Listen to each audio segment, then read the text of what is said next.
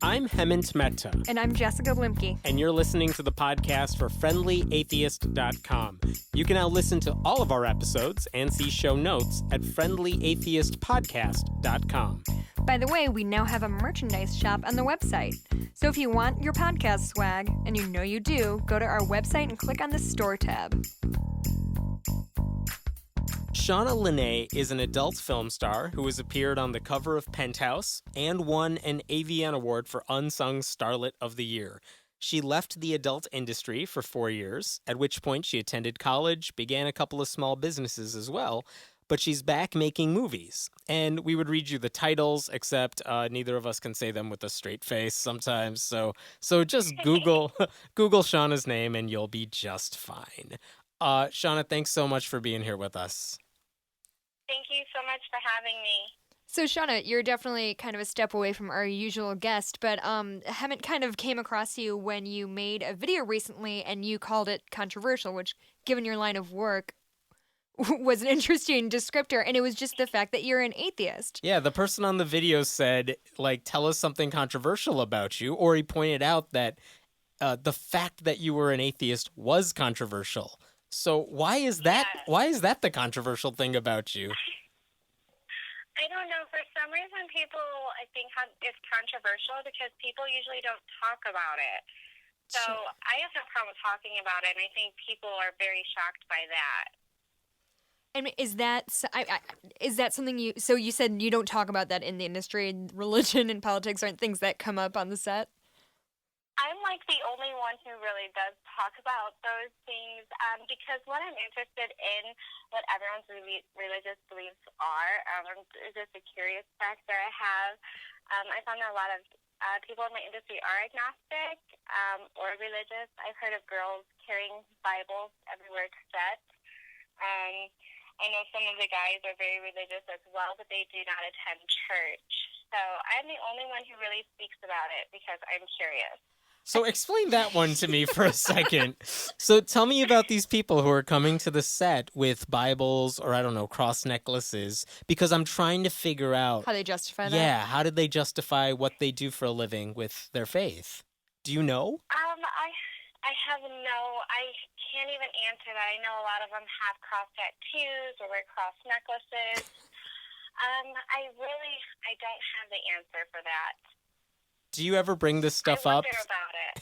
Do you ever bring any of these topics up when you guys are not filming? Do you ever talk about it with your co-stars, with the people who are on the production staff? I do. A lot of I have found that a lot of people in the industry are atheists, so it's fun when someone else is atheist on set because we can talk about it. And sometimes they're just agnostic and they say that they believe in a creator or a higher being, but they don't think that their every move is being watched or that they're being judged by making porn. Very interesting. Do you think being an atheist, I would imagine one of the constant criticisms people would have is, oh, you're an atheist, so of course you're doing porn because, you're not worried about God's wrath on you or something. I guess, is that something you ever think about, or is this, no, this is what I do, it's not a big deal? I feel like it must bring conservative Christians a lot of glee to be like, haha, the porn star is a heathen. I knew it. Yeah.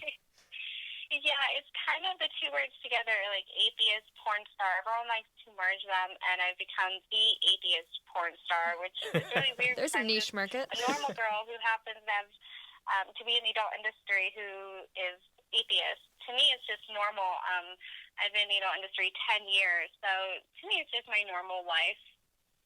It's just weird to everybody else who stereotypes me. Sure. What does that mean? I guess for those people who are listening, and I'm guessing most of our listeners are atheists, for you, what does that entail, being an atheist who's in this industry? Does that mean you talk about this stuff when, obviously you're not talking about this when you're when you're filming anything, but how do you advocate your atheism outside of that? Do you mean outside of the adult industry in my everyday life? In your everyday life, and even when you're not filming, whether, I don't know if it's something you talk about with your fans, whether it's something you do on your social media at all. Or is it just a personal thing? Yeah. It's a lot. It's big on social media because I agree with a lot of the points a lot of the atheist pages have. So I share them because to me they're true.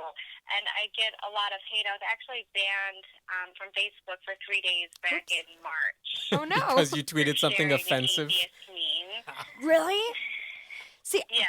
that's so funny because you hear all the time, like, J.K. Rowling says something about her feminist beliefs or whatever, and someone's like, oh, you've ruined Harry Potter for me. But are people like, I can't watch your movies anymore because now I know you don't embrace Jesus?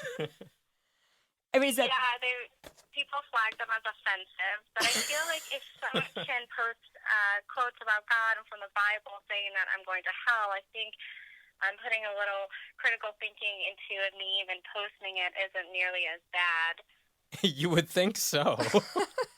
I love the idea that someone's going on Shawna's like Facebook page and they're like, Flagging it as you know what I offensive." don't like here? This quote about science. So one of the things I saw is you were actually you had like a T-shirt that said, "Oh my God," and I'm totally forgetting what it said on the you shirt. dropped the ball. I know. Oh, the I only date atheists. That's the one. Oh, funny. Yeah, and I think it was Reasonist Products was the line of clothing that it was. Ooh, buzz marketing. Yeah. Very smart marketing, by the way. Amazing. But how does that come up in your life? Is that true? Do you actually only date atheists? Well, it kind of is because it's easier for me to find somebody that has a life that falls into sync with mine. About a year ago, I dated a girl who was not atheist, and she was very religious. She had Jesus tattooed onto her arm, and it didn't feel right with me because I just felt like our lifestyles were so different. Mm-hmm. Was she also in the industry or outside of it? What was that? Was she also in the outside industry? Okay. So I guess I'm really curious, how did she and you start dating if she's outside the industry and you guys are so different theologically?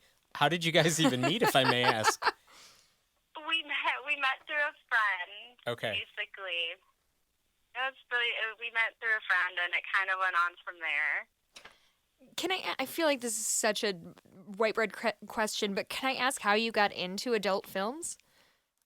Yeah, of course. I started modeling acting in high school through Barbizon and a local modeling agency, and I was doing monologue competitions in New York and LA, and they were a lot of money, and my parents they had enough money. I don't know how they made it work to pay all the money they did, but when I turned 18, I had a son at 17, so he was 9 months when I turned 18 years old, and I didn't want help from anyone. I just wanted to take care of all my responsibilities myself. So I decided to enter the adult industry so that I wouldn't really have money problems, actually. I mean, do you feel like in hindsight that you went in with your eyes wide open about it? Or do you think looking back when you're 18 years old that like, I didn't know what I was getting into? Looking back, I had no idea. In fact, I was probably really crazy. Like, I found an agent in LA, I jumped on a plane, and I just started making movies within 2 weeks. And I probably wouldn't do that now that I'm older. Mm-hmm. What have you learned? What do you know now about the industry that you wish you knew when you were 18? I wish I would have been more confident at 18 to stand up for myself. I think now I'm really not afraid to stand up for myself. And I think I got taken advantage of a lot. So I wish I could go back and just be able to say no to the things I didn't want to do. Sure. I mean, and you've stayed in the industry for, 10 years now? So it must be, what's keeping you here 10 years later? I actually enjoy it. I love performing.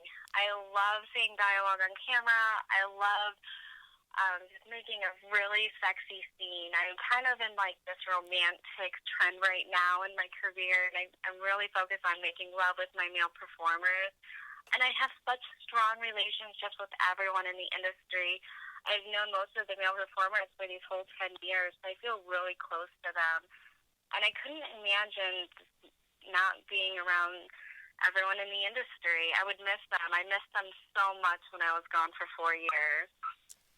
Do you call all the shots in terms of like what you do, what you don't do? Do you get like the final say in this stuff, or is someone still saying, I don't know, you work for us, so you're going to do the following things? How much control do you have? Of course, every girl has control. If she says no, usually the directors are pretty awesome. They'll work around it. Sometimes there are script writers, and they write the most ridiculous things that just don't even seem possible, like a standing doggy in the shower, and we're balancing on a 3-inch wedge, or you're outside on a really hot rock, and sometimes you just have to deal with it, and you just have to make it look good. Who is writing gymnast porn? You're going to do a pole vault and then land. Things. And, but eventually, I think if a girl is having trouble, like, completing something, it's always usually worked around, because if it's not worked around, then everybody loses money. Yeah. I mean, it sounds like, I feel like people have these misconceptions about, like, girls who get into porn and, like, they're trapped in it, or they can't get out and they have these scumbag, like, people bossing around. But you sound like, I'm so, like, pleasantly surprised how passionate you are about, God, that was a terrible choice of words. One of the worst stereotypes that I hear is that us girls are human trafficked. Yeah. And I just want to say that it's not true. To get into the industry, there's a process. You have to go online, find an agent, send your pictures. You have to fly to LA, meet with the agent, get tested, which, I mean, these are all expensive. You have to stay in a model house or hotel.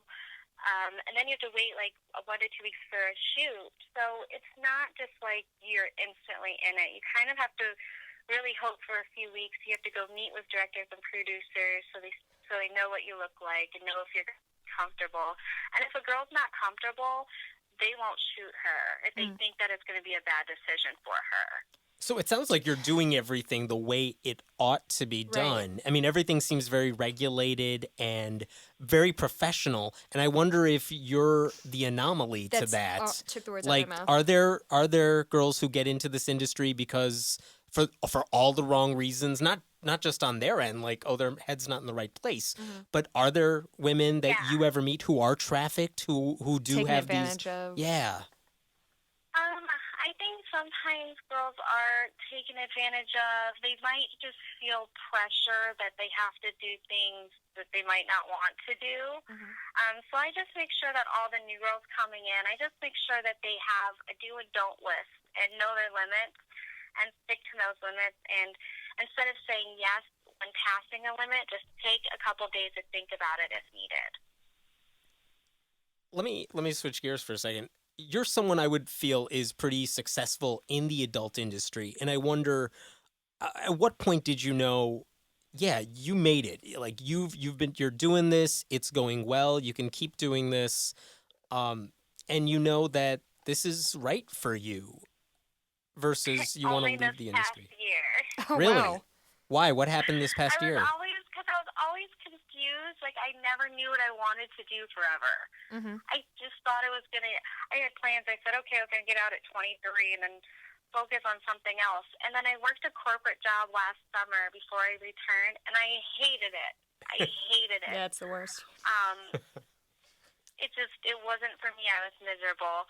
And I talked to my mom about it, and we decided that this would actually be a better situation for us because it allows me to work a little amount of time and make the most amount of money, and I'm always at home with my children. So it allows me to work and be a stay-at-home mom almost at the same time. That's kind of amazing. Are you currently under contract with a different group right now, or are you working for yourself? I am working for myself. I am with Direct Model, so the directors and producers can call them for bookings. I was going to be a free agent last year and handle all my bookings myself, and then I realized that would be a lot of work. So I'm so happy to have my agent. They do a great job for me. What makes you so good? I mean, and I don't mean this with any disrespect. There are a lot of other attractive women out there. They don't have nearly the amount of scenes that you have. They don't have the social media presence that you have. What makes you so much better at doing your line of work than other women who may very well, I don't know how to put this, but they might have the skills to do it, but they haven't achieved what you have. So what makes you so good at it? I have no idea because when I started in the industry, like it wasn't on the internet. It was still like DVD time. So I didn't grow my name from social media at first, which is weird. I got a lot of box covers when I was younger, when DVDs were still out. So how has the internet changed your industry? Because it has to be a dramatic change, right? It's so different. A lot of it is more corporate, and our industry has shrunk so much. One statistic I have seen was that there was 200 companies in the Valley in 2010, and now that there's 50. Oh, wow. And there's so much less work. I used to be able to work 6 days a week if I wanted, and now I'm by choice just working every 6 to 8 weeks for like 5 shoots every 6 to 8 weeks. So that way I know that the work is there because there's not much to go around. I see. There's so many girls now, too. Mm-hmm. So it's a lot different, and our rates are lower because there's so much free stuff going out there. So you have a 12-year-old? And I have an 11 and 4-year-old. 11 and 4-year-old. And I guess your 11-year-old is he or she, old enough to... That's my boy. Does he understand what you do, or do you talk to him about him? Like, what kind of discussion do you have about your work, or if any at all? I keep it all age appropriate. Mm-hmm. He knows that I model in lingerie. He has seen my lingerie modeling pictures that are more rated R. Just like a Victoria's Secret ad. So he knows that I'm in entertainment. He knows I host parties, and he knows I model. So for right now, that's all he knows. It's all he really needs to know. And I figure in 4 years, hopefully I'll have to have another conversation. And I also keep parental blocks on all my computers and tablets at home. That makes sense. Do you think my daughter thinks I work at the airport? Is that on purpose or on accident? Well, on accident. I keep trying to tell her I don't work at the airport, but for her, she sees me go to the airport and then I go to Vegas and LA, but she doesn't. She's never been on a plane, so she doesn't understand. What are you afraid of your son finding out? Because, I mean, I think what you're saying makes sense in terms of age appropriateness and everything. I mean, what are you afraid of him learning? Are you afraid of him learning what you do because, I don't know why. What exactly are you worried about? I'm not really worried about him finding out because I know my son, and I know how kind-hearted he is, and I know that he would be full of understanding of our life circumstances. He knows that I was a really young mom, and I feel like he would be understanding. I'm not worried about him finding out. I'm worried about how other kids are going to treat him because of it. Sure. Right. I had this question about you, actually, which is, I have to imagine that when you are very attractive and you do porn for a living, the guys you meet, and probably girls too, do they treat you differently? And not just the people who know you really well, but I mean, I don't know, if a guy opens the door for you at a restaurant or something, not even a guy you're with, is it because they know who you are and that's weird? Like, how do you know when they're just being nice to you because they're nice people or they're trying to get something from you? You know, it's just so many guys around you have to be skeezy. Right. Yeah. That's a great question, which reminds me of a situation that happened last week. I was at the dollar store buying birthday gifts for my daughter for her little art bag, and some guy came up to me, older guy, gave me his card, and asked me out to lunch. But I didn't know if he was a fan or just a guy at the store, which drove me crazy because I just didn't know how to proceed from there. I texted him, and he never texted back, actually. But do you want to call him out on this show? So I keep a really close... My friends are all friends I've known, my whole life that I went to school with. I still live back home. Mm-hmm. So they're all very supportive of what I do. And my guy friends are really respectful, but online it makes it difficult because I just get a lot of weird messages. Oh, Oh, yeah. I'm sure you do. Can't imagine. This is totally random, but like, okay, you grew up in Ohio. I think that's pretty public information, right? Yes. So if you grew up in Ohio, which is a pretty conservative state, where is this interest in science and atheism, and even porn to an extent? Like, that seems the antithesis of what I would expect from someone coming out of Ohio. So where is that side coming from? Well, I grew up on a farm, and I didn't have many friends. My best friend was like a mile away. So I had a life on the farm. I grew up taking care of animals and hanging out outside and reading. I would just pass the time with reading. I love books, and I love reading about history and science. Was And there so a that's specific kind of where it all started. Was there a specific book that you read that you're like, I think I'm an atheist?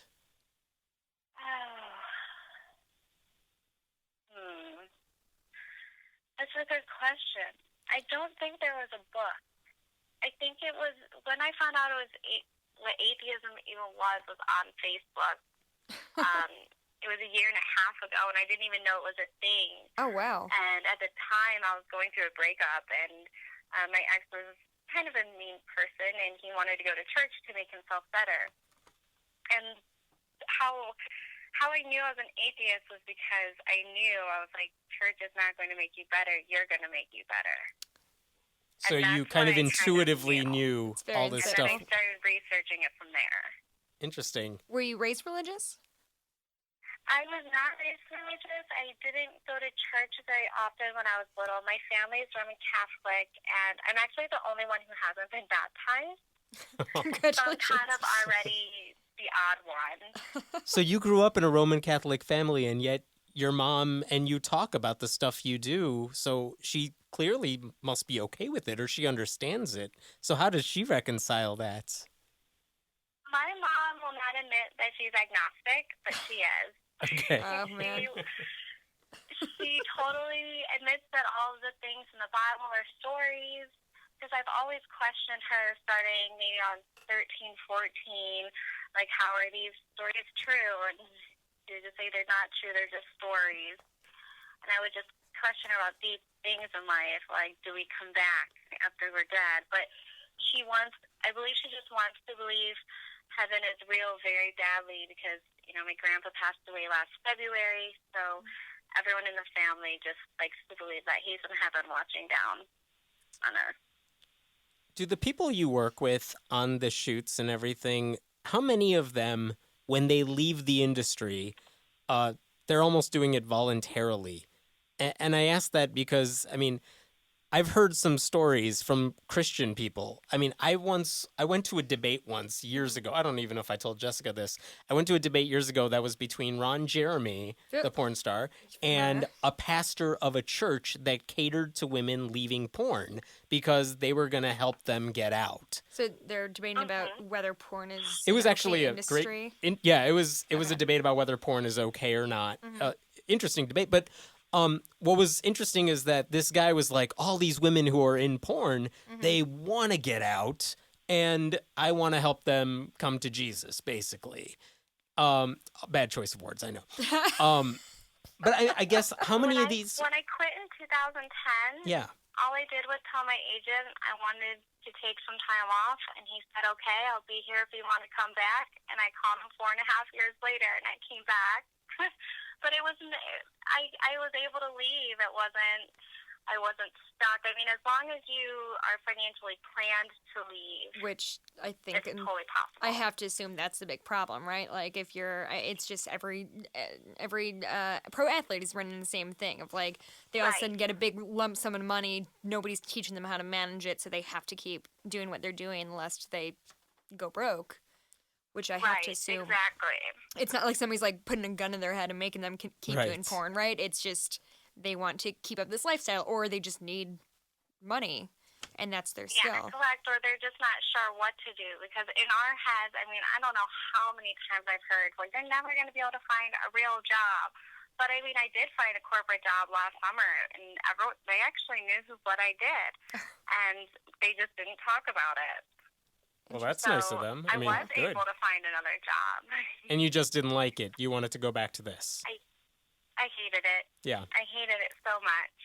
So, I mean, I was working 60 hours. By the time I paid for gas and childcare, it wasn't worth it to me. sure. So, what do you know how much longer you want to keep performing and what you want to do when you're done? Yeah, my forever job. I just want to web design. I web design every day. Oh, cool. I have a few online stores, so I hope that's going to be my forever job. I'm thinking I'm going to keep saving and maybe 6 to 10 years. I'm not really in a hurry to quit right now because I've only been back for a year exactly, basically. And I want to definitely ride this out for at least 6 years and just have fun and go on this ride and have the time of my life. 2015 has been the best year I've ever had. What makes this year better than the rest? I'm just so confident with who I am and my beliefs, and I feel like I finally know who I am and where I'm supposed to be and what I need to be doing.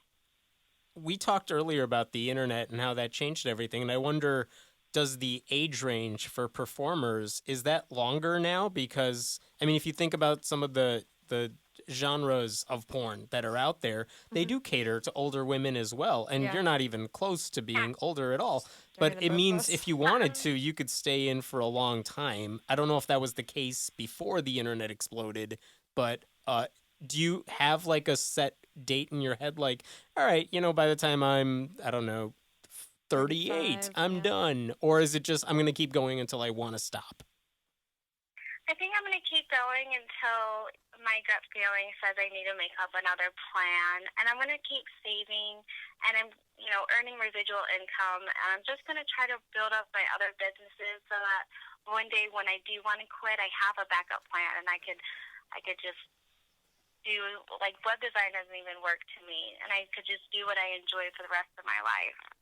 I've heard some stories about porn stars, and we've all seen this, where some people begin in porn, but they use that as a springboard to launch another type of career, whether it's, I don't know, writing, whether it's acting in mainstream films or anything like that. Do you want to do anything like that, or are you thinking, no, I like the adult industry, and then when I'm done with it, I'm done with it. I don't want to do anything else remotely connected to it. Like, do you want to direct, or do you want to do something else? Oh, yeah. I love to be creative. I never saw myself as a director until I came back into the industry, because now I feel like I know everything about being a performer. It's like so easy to me. I know the routine, and I'm bored with it. So now I'm learning about cameras and angles, and I'm watching the directors and their settings they push. So I am learning more about directing, and I hope to have that chance one day just to show my creative side and the visions I see in my mind. I would love to share them with everybody. That's awesome to hear. One of the things Jessica and I were mentioning before we got on air was California passed a law not too long ago that required performers to wear condoms. How did that affect your work? And, is that a good law or a bad law? I personally feel like it affected my work in a negative way. It's hard to work. I don't feel like condoms were made for porn and the type of sex and at the angles we do. And I've seen the guys just get really, torn up from them, and I feel bad for them. Yikes. Bad choice of words as well with the condoms. I think she means literally. I know. Yikes. Oof. It's harder. We have to stop the scene and go, and we're clean people, and to just be treated like we're dirty like that is it's horrible, because I believe in our testing standards. I get tested every 2 weeks before my shoots, and mostly everybody has either 30-day or 14-day tests. Most companies require a 14-day test. I have full faith in our testing system, and I just don't think the condoms are necessary. I think it should be up to the girl also. Yeah. Do you use, are you working in California where that's required, or do you have workarounds for that? Like they film the scenes in other places then? Yes, we do use the condoms in California as much as we don't want to. We have to. And then we also shoot in Vegas, which I've been shooting more in Vegas than in LA this year. That makes sense. Well, Shawna, thank you so much. We're going to have links to your website and your Twitter feed and whatever else you want. But thank you so much. Thank you. Where can people find you if they're interested in... I'm sure they could find you if they want to watch you. But where else can they go to learn more about you? Just come visit my blog, ShawnaLeneéShow.com.